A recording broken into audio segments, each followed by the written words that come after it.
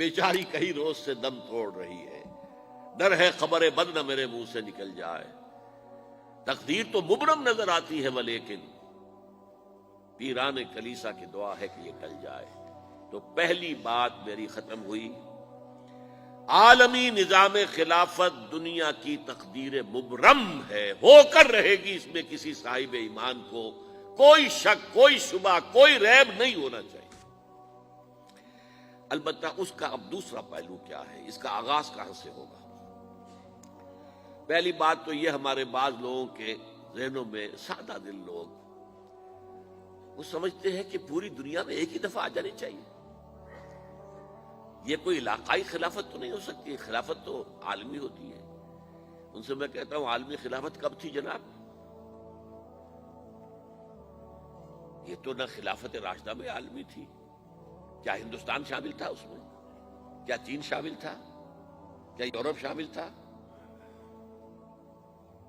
اور پھر جو خلافت کے نام سے جو ملوکیت چلی ہے وہ بھی صرف آپ دور بنو امیہ میں کہہ سکتے ہیں کہ وہ پورا عالم اسلام کم سے کم اس کے تحت تھا۔ بعد میں خلافت عباس، بنو عباس میں، اور فاطمیین کی خلافت میں، اور آل عثمان جو ہیں آٹومان ٹرکس کی خلافت میں ٹکڑے تھے، حصے بکھرے تھے، کوئی مانتا تھا کوئی نہیں مانتا تھا۔ اور سب سے بڑی بات یہ، اگر ایک دم پوری دنیا پر خلافت قائم ہو سکتی تو حضور کے دست مبارک سے ہوتی، لیکن نہیں ہوئی۔ نتیجہ کیا نکلا؟ ایک ملک میں حضور نے قائم کر دی، جزیرہ نما عرب، یہاں خلافت قائم ہو گئی، حضور خلیفہ ہے۔ اس کے بعد آپ کے خلفائے راشدین نے پھر اس کو وسعت دی، شرقاً غرباً شمالاً، 3 کالمز نکلے ہیں فوجوں کے، صحابہ کرام کے، 3 کالمز، ایک ایسٹ ورڈ، ایک ویسٹ ورڈ، ایک نارتھ ورڈ۔ ایک عراق کو فتح کرتے ہوئے ایران میں پہنچ گیا، خراسان تک چلا گیا، ایک شام کو فتح کرتے ہوئے اور پھر سینائی پیننسولا سے ہو کر افریقہ میں داخل ہوا اور اٹلانٹک تک پہنچ گیا، تیسرا سیدھا شمال میں گیا، لیکن یہ زیادہ دور نہیں جا سکتا تھا، کوکیشین ماؤنٹینز آ گئے، کوہ قاف، اس زمانے میں تو یہ یوں سمجھیے کہ امپیسیبل تھا نا، کوہ قاف، لہذا وہاں آ کر رک گیا بابا۔ اب بھی یہ ہوگا، کسی ایک جگہ سے شروع ہوگا پھر پھیلے گا، اس کے سوا کوئی چارہ کار ہے ہی نہیں۔ اگر ہر جگہ پوری دنیا میں ایک ہی وقت میں ہو سکتا تو حضور کے دست مبارک سے ہوتا صلی اللہ علیہ وسلم۔ اب وہ نقطہ کون سا ہوگا، نقطہ آغاز کون سا ہوگا؟ اس میں پہلی بات تو میں نے کہا، جو شک کرے گا اس کا پھر ایمان مشکوک ہے، ہوگا، لازماً ہوگا، گلوبل ہوگا، پوری دنیا میں ہوگا۔ کہاں سے شروع ہوگا اس میں آپ اختلاف کر سکتے ہیں، لیکن مجھے تو 2 حدیثیں تو ملی ہیں جن سے یہ اندازہ ہوتا ہے کہ یہ اس مشرقی خطے سے ہوگا، عرب کے مشرق کی جانب کسی ملک سے ہوگا، کسی خطے سے ہوگا۔ وہ حدیثیں بھی اب آپ پڑھ لیجیے پہلے، پھر میں کہہ رہا ہوں یہ خزانہ ہے جو ہم نے آپ کی خدمت میں پیش کیا ہے، کاش کہ آپ اس کی قدر کر سکیں، یہ حدیثیں آپ کو ازبر ہو جائیں، یاد ہو جائیں، لوح قلب پر نقش ہو جائیں۔ ہندوستان اور خراسان یعنی موجودہ افغانستان کا ذکر ابن ماجہ کی روایت ہے، عن عبداللہ ابن الحارث رضی اللہ تعالی عنہ قال رسول اللہ صلی اللہ علیہ وسلم یخرج ناس من المشرق یوطئون للمہدی یعنی سلطانہ، یعنی سلطانہ، دونوں طرح سے پڑھ سکتے ہیں۔ حضرت عبداللہ ابن حارث فرماتے ہیں رضی اللہ تعالی عنہ کہ حضور نے ارشاد فرمایا، مشرق کی طرف سے وہ فوجیں نکلیں گی، لوگ آئیں گے جو عرب میں مہدی کی حکومت قائم کریں گے۔ یہ مہدی کون ہوں گے اس کا ذکر میں ذرا بعد میں کروں گا، لیکن نوٹ کر لیجئے کہ مہدی سے پہلے لازماً کسی مشرقی علاقے کے اندر وہ نظام قائم ہو چکے گا، تب وہاں سے فوجیں آئیں گی نا۔ یہ مشرق کون سا ہے؟ عرب کے مشرق میں آپ چلیے، ایران بھی آ جائے گا، افغانستان بھی ہے، پاکستان بھی ہے، اور اگر اس سے اور توسیع دے تو ہندوستان بھی ہے۔ یہ ہے عرب کا مشرق، اس سے فوجیں جائیں۔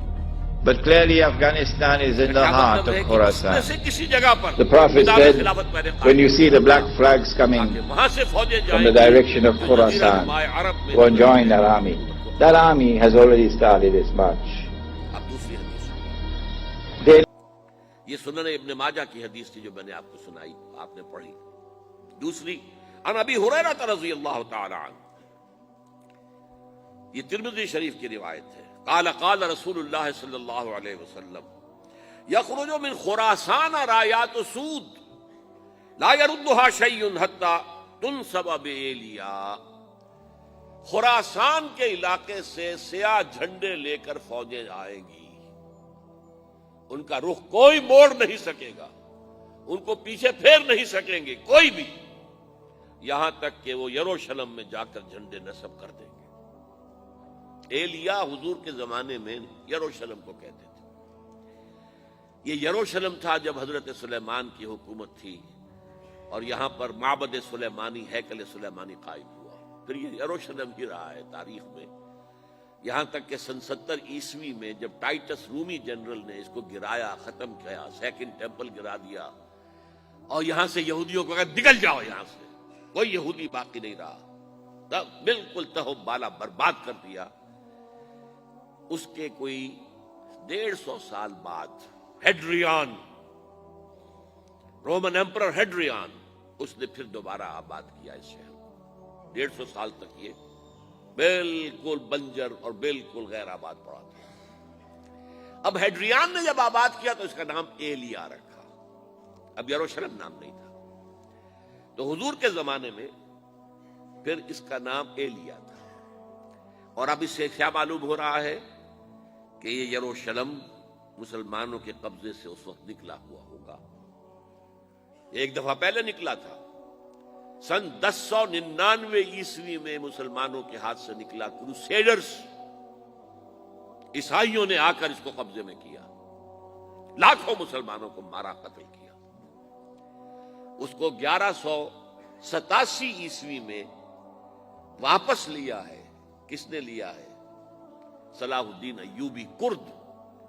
عرب کھوکھلے ہو چکے تھے، عربوں نے کھویا، واپس نہیں لے سکے، بہت حکومت کر چکے تھے، 400-500 برس کی حکومت کر کے، اور ان کے عیش اور ان کے آرام، اب ان میں جان نہیں تھی کہ وہ واپس لے سکے۔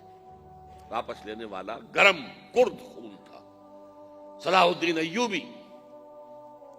تو گویا کہ اب آپ سمجھئے کہ 88 برس تک عیسائیوں کا قبضہ رہا یروشلم پر۔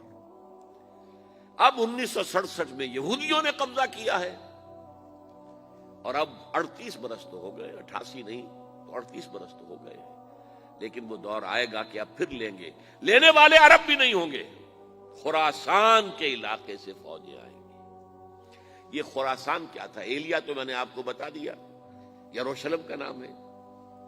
خراسان اس زمانے میں ایک بہت بڑے ملک کو کہتے تھے، کچھ حصہ پاکستان کا بھی اس میں شامل ہے، کچھ حصہ ایران کا بھی ہے، ایران کے اس حصے کو اب بھی خراسان کہتے ہیں، وہ ایک صوبہ ہے، خراسان ایک صوبہ ہے ایران کا چھوٹا سا۔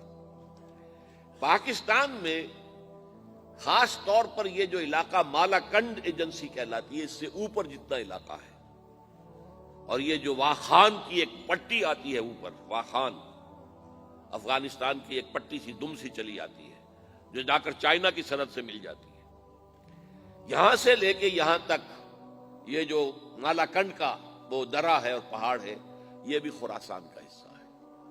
باقی تقریباً 2/3 آف افغانستان ساؤدرن حصہ نہیں ہے خراسان کا حصہ، یہ سیستان کہلاتا تھا، یہ خراسان نہیں ہے، لیکن یہ کہ اوپر کا 2/3 آف افغانستان اور اس کے ساتھ یہ جو عرب جو اب یہ ترک ممالک آزاد ہوئے ہیں سوویت یونین کی ڈسولوشن کے ساتھ، یہ سارا علاقہ کہلاتا ہے خراسان بزرگ، دی گریٹ خراسان۔